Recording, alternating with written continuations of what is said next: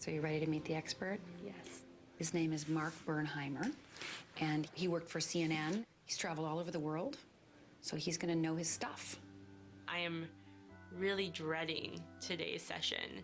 I know that media skills are definitely necessary and valuable for someone in my position, but I also am just terrified and feel really unsafe when it comes to reporters. Hey, Mark. Hello. Thanks for coming in.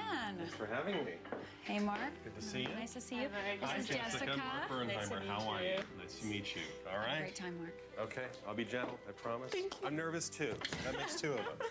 Media trainers are people who basically help people like you become more comfortable in front of the camera or in front of a reporter in general. I deal with anybody who has issues with the media.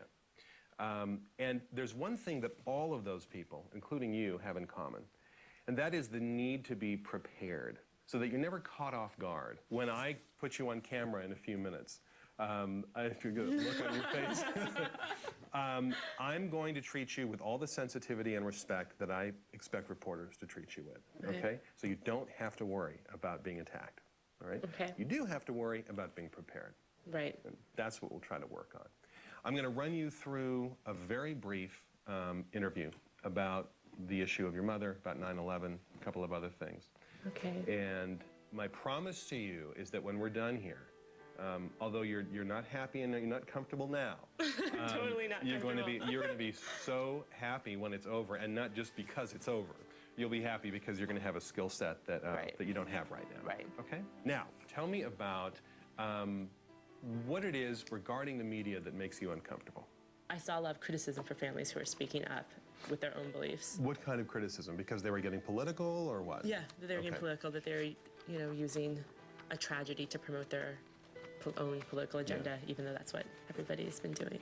Once you admit that you're willing to talk about, maybe even in very strong terms, talk about feelings on the war, feelings on politics, feelings on the administration, feelings on terrorism, you're going to open yourself up to tougher questions. I think if you feel that you should do it, you definitely should do it. There are certain ways that you can go about it. Just look at me, first of all, and try not to pay any attention to the camera, as awkward as I know that is. First of all, what goes through your mind and the mind of your family every September 11th? I think the feelings of anxiety and dread and like all those emotions that you try not to deal with on a daily basis start to surface. Do you think the way the U.S. government has gone about addressing September 11th has been the right approach? I'm struggling with what to say because I've really never felt comfortable voicing my own opinions out of fear that people would accuse me of using my mom's death as a platform to express my own views.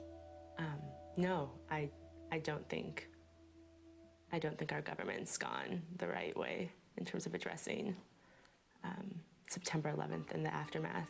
You've got President Bush meeting with the families of the victims. You have his ear. What would you tell him? I think he really needs to just listen more. Listen to families that have been affected. What would your mother want you to be doing with regard to all this that we're talking about? My mom was extremely patriotic. She was definitely a preacher of peace, and for her to die in such a horrific, hateful way, I think she'd want it to end. Good. This is so out of my comfort zone. I understand. You'll notice when you start talking about the really difficult stuff, that's when you almost whisper. It really is correlated with the conversation topic.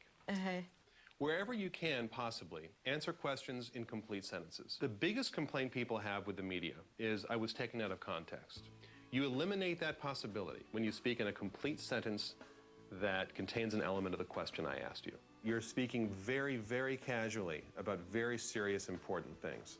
See if you can strike a balance between losing it and becoming hysterical and being so reserved that you're almost not passionate about it. I know that you have strong feelings about what was done right and what was done wrong and what you would do differently. All right? No, that was really helpful. Good. I know it was brief, but I think you made tremendous improvements. Thank you. I'll look at the news conference and see how you do.